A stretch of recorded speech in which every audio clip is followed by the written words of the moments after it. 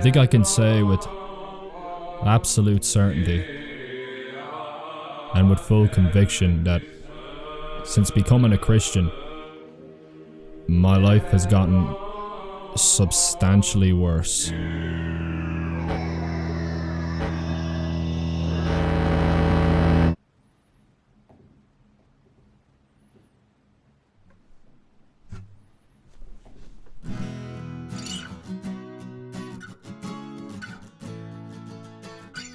For starters, my family thinks I've gone completely off the rails.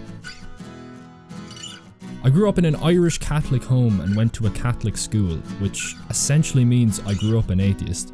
Nobody cared about religion. Not my parents, not my teachers, my classmates, not even the priest, to be honest. But we still had to go to every baptism. We still had to make our communion and confirmation. The school still brought us down to church for mass at least once a month. And if anybody asked what religion you were, you'd have to puff your chest out, look them in the eye and proudly say you're a Roman Catholic, not a dirty Protestant. But if you were to ask anybody anything about what the religion actually meant, the purpose of all these rituals, why we get baptized, what is the Eucharist, or even what the Trinity is, the average person would have absolutely no clue about any of it, myself included. To be honest, modern Irish Catholicism is just one big joke. It's entirely a cultural gesture that everybody plays along with, but nobody actually takes seriously. And if you do take it seriously, people are going to look at you like you're mentally unwell. 3 years ago, I did start taking this stuff seriously. I went to mass every Sunday, went to confession every Saturday, said rosaries, bought icons, bought books, the whole 9 yards. Looking back, I suppose I did become a little bit obsessed.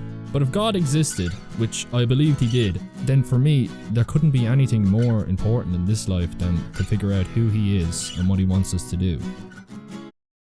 My family thought otherwise. Oh Jesus, I don't know what to say to you, I just don't know. Just be careful, be careful. Life is short, gotta live it. That shit that you're listening to is man-made. Great, I'd rather not. 100%. How could you take the word of a fucking people... Yeah, people who shit in a bucket. But what did I do? It's just becoming obsessed with you. But how? Day and night. Doing what? Praying, bringing Bibles, listening to all this. Like, it's actually nearly an obsession. It's actually taken over your whole life.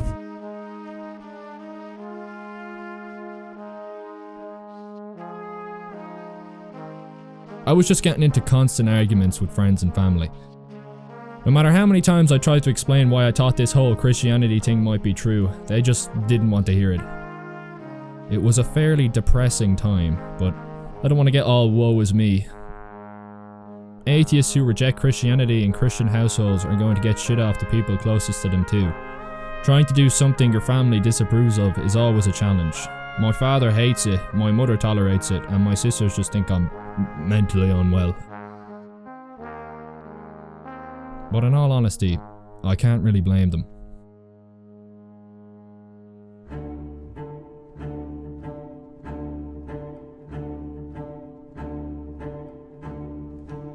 In my 3 years of being in this world, I've encountered some of the worst people I've ever met in my life. Some of the most self-obsessed, sanctimonious, weaselly, dumb, schizo, narc, fucking idiots I've ever met have come out of the pews in churches. Don't get me wrong, I've met some lovely, amazing people too, and yeah, I know I'm supposed to be more focused on the plank in my own eye, and I understand that the church is a hospital for sinners, not a museum for saints, yada yada, but fuck me, the people can depress you at times. Maybe it's just me, but I do think religion can attract these types of people because there is a certain level of cognitive dissonance and self-obsession you need to have in order to be religious. Believing that I'm just so special and God has called me and chosen me to carry out his mission, and God is working so hard in my life and is blessing me so much, and oh me. I'm so fucking important. I'm so fucking important, right? Fuck you. And honestly, I do think I've become a more self-focused and also slightly crazier person since becoming religious. I don't know what it is about religion that does this to people. Maybe it's just inherently bound up with the nature of it all. I mean, if we can be honest with ourselves for a second, This shit is insane. God becomes man, dies on a cross, there's angels in heaven, and we have to go and eat God every Sunday, and the first century Jew is coming back one day to judge the whole world, and he'll wipe away every tear. And what the fuck is this, man? Half the time I'm in church, I'm just looking around, I'm thinking, what am I doing here? How did this happen? How did I get convinced of all this? At least my doubts aren't as bad as they used to be, but I'd say for the first year I was in this limbo state of belief and unbelief. If somebody asked me if I was a Christian, I'd say yes. But then, if I was to sit down and pray, a constant gnawing thought in the back of my mind would be telling me over and over again, God isn't real. This is pointless.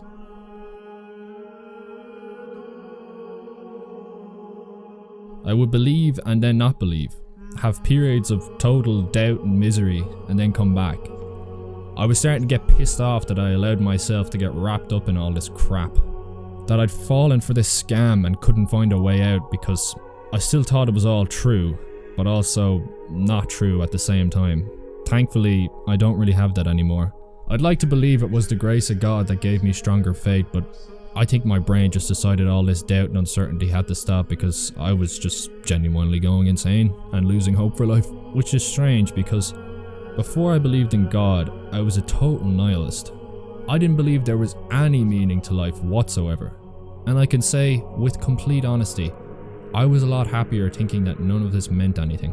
That I could do anything, say anything, be anything, and that in the grand scheme of things, when I would die, and 100 years would pass, nobody would care at all, and my life would have had no significance. There is a great comfort in nihilism. And in that nihilism, in that belief that this is all there is, there can be so much meaning.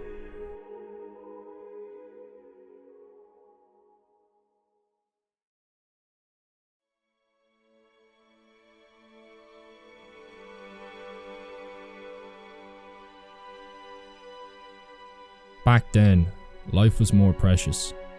Every moment became more special because it would never happen like this ever again.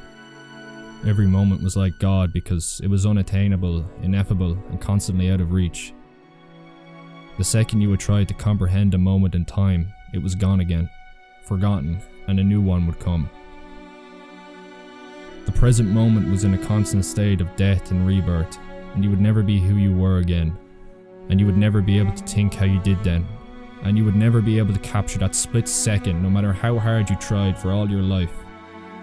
It was gone, forever. And in this nihilism, there was so much beauty, and so much romance and mysticism. I do believe worship is possible, even easier as a nihilist. Idols can be constructed on a whim. I know that because deep down, I wish it was possible that love could be God. I wish it was possible that I could put my faith, put my everything into another person. Because anyone who's ever been in love knows that the ecstasy that comes with it will always at the bare minimum border on worship. This Eden project, this belief that there was a face and a soul out there that could give me salvation from this world, is so common in this time period that it doesn't even need to be explained. Its allure has been felt by nearly everyone. And how much easier it would have been if that could be enough to satisfy us. Couldn't music just be God? Couldn't art be God, or nature, or her face? Wouldn't it all have been so simple then? Wouldn't it all have been so easy? For the time we have on earth, in this meaningless world, couldn't that have been it? And isn't it more romantic to love in an empty universe anyways? Because in nihilism, these grand romantic gestures are so seductive, and so tempting. I find myself daydreaming about nihilism, about death, about sinking into nothing, romance over the meaninglessness. Oh, how beautiful it is that we're doomed, that we're mortal, that we cry to the void with our music, our songs, our feelings of despair and hope. Despite knowing how hopeless it all is, we still love, we still dance, we still stand up to the tragedy of our fate. And yes, when I would sit alone in a field on a summer's evening, listening to the sound of the stream gently hum away, as the sunset transitioned to twilight, and then slowly, the light began to die, bit by bit, and the cool summer night took over. That moment was mine. It was mine alone. I had the memory. I was the only one that was there, and I could go my whole life without telling anyone about it. And the memory could die with me, my secret, forever. But that isn't possible anymore. Everything is God's.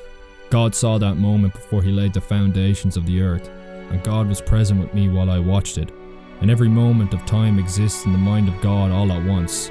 He sees everything that has been, will be, or could be. He sees you right now as you were as a child, and simultaneously, he sees you right now at the moment of your death. He sees all the possible life choices you could have made.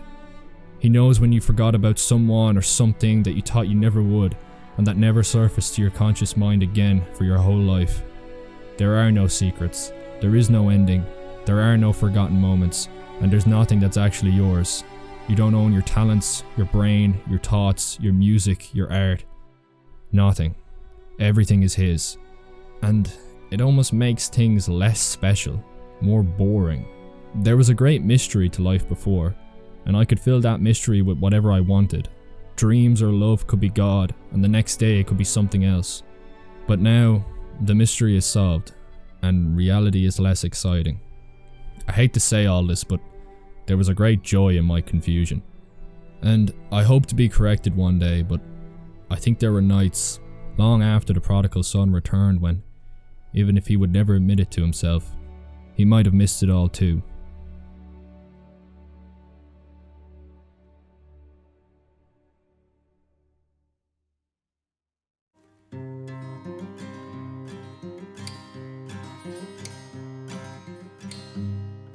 Fucking hell.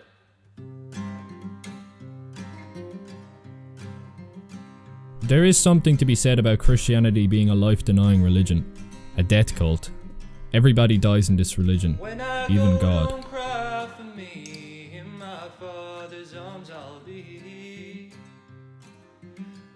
Death to the world and dying to this life are Christian staples.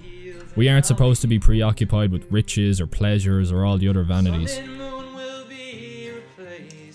But those things were great motivators for me.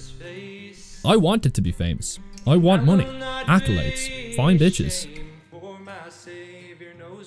I know there's a way of pursuing excellence within a Christian framework, but I feel less inclined to want to do something great. When I thought life was meaningless, there was an incentive to try and maximize this life as much as possible. I also thought however my life turned out was up to me and me alone. There was no divine hand going to guide my actions, which gave me even more motivation. I used to put in a massive effort to learning new things and bettering myself, and now I'm just fucking lazy. Since the paradigm shift, I've had to relearn what to value and relearn how to find motivation rooted in something eternal. But motivation rooted in self-glorification comes a lot easier than motivation rooted in God, unfortunately. I mean, I've been trying to make this video for a good year, but I just couldn't bring myself to do it. And I'm still trying to figure out what it is I'm supposed to be doing with my life now that my world got turned upside down by this wacky shit. And as you can see, I've sort of been berating my own religion with these little snide comments. I can't help but wonder in the back of my mind that I might be leveling these critiques and insults against Christianity for the purpose of placating to skeptics. Oh see, look guys, I'm not like these other Christians. I doubt all the time. Look at how much I'm doubting, guys. Aren't I so fucking intelligent? I fear there was many a time I used my doubt as a badge of honor, so I'll say this now. I don't care if you think I'm ignorant or brainwashed or just stupid for believing all this. I know exactly what I had to do to arrive at this belief. And I won't let people who haven't a fucking clue what they're talking about make me feel bad about it. I believe in God, not in some metaphorical, abstract, symbolic Jordan Peterson way, but in a literal way. I believe absolutely everything. But it still doesn't make this all any easier.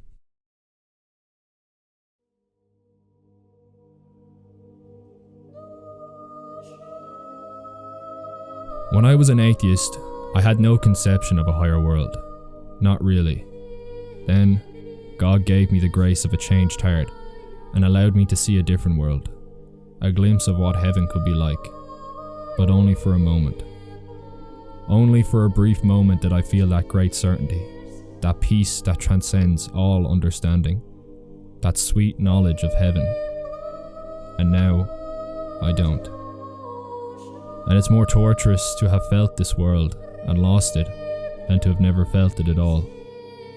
I am at times envious of my past self, envious that he isn't cursed with the truth of that world, because now I feel exiled from God.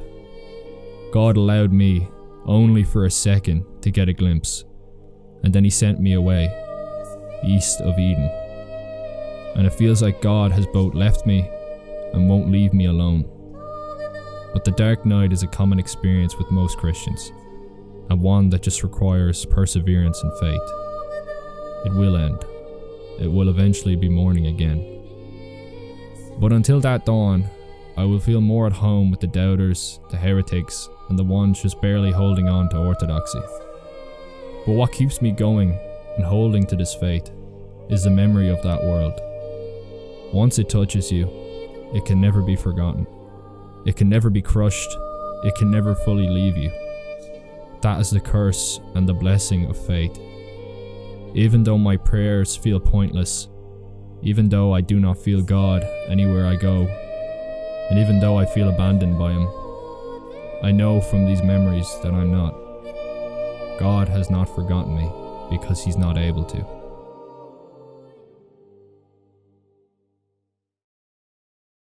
There's a passage from the Brothers that I read when I need a bigger reminder of that world. The young monk, Alyosha, had previously been experiencing a period of doubt on account of the death of his elder, but by the grace of God, he was allowed to be visited by the elder in a dream, and from his words, his faith is restored again. And after this dream, he runs out of the monastery, runs into the quiet autumn night, and he experiences, under the stars, the most profound revelation and certainty of his whole life. And he did not stop on the steps either, but went quickly down. His soul, overflowing with rapture, yearned for freedom, space, openness. The vault of heaven, full of soft shining stars, stretched vast and fathomless above him. The Milky Way ran in two pale streams from the zenith to the horizon. The fresh, motionless, still night enfolded the earth. The silence of earth seemed to melt into the silence of the heavens. The mystery of earth was one with the mystery of the stars. Alyosha stood, gazed, and suddenly threw himself down on the earth. He did not know why he embraced it. He could not have told you why he longed so irresistibly to kiss it all. But he kissed it weeping, sobbing, and watering it with his tears, and vowed passionately to love it forever and ever. Water the earth with the tears of your joy, and love those tears, echoed in his soul. But what was he weeping over? In his rapture, he was weeping even over those stars that were shining to him from the abyss of space, and he was not ashamed of that ecstasy. There seemed to be threads from all those innumerable worlds of God linking his soul to them, and it was trembling all over. And he longed to forgive everyone, and for everything, and to beg forgiveness, not for himself, but for all men, for all and for everything. And others are praying for me too, echoed again in his soul. But with every instant he felt clearly, and as it were tangibly, that something firm and unshakable as that vault of heaven had entered into his soul. It was as though some idea had seized the sovereignty of his mind, and it was for all his life, and forever. He'd fallen on the earth a weak boy, but he rose up a resolute champion, and never, never, all his life long, could Alyosha forget that minute. Within 3 days he left the monastery in accordance with the words of his elder, who had bidden him sojourn in the world.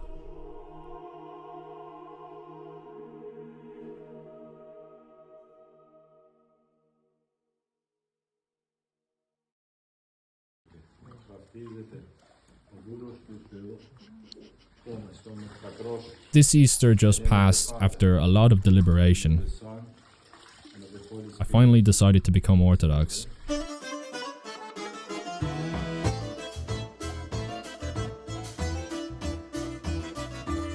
I've been getting accustomed to this very similar but also very different form of Christianity and I am happy to report that I have been slowly making progress in transitioning into a full Greek male. It was a tough catechumen process. Life circumstances played a role, but I was also having lots of doubts and questions. My bishop and I would be on a somewhat regular basis debating during class, and even after class sometimes. To be honest, I was half expecting him to tell me I couldn't be baptized yet because of it all. Thankfully he did, and it was great, and I'm very happy to be Orthodox.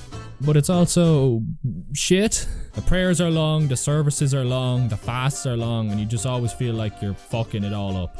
And every week is the fucking celebration of the feast, of the upcoming celebration of the feast, and sorry bro, church is now 17 hours long, get buckled in. But hey, I chose to do this, and I think it's the truth, so I can't really complain too much about this one.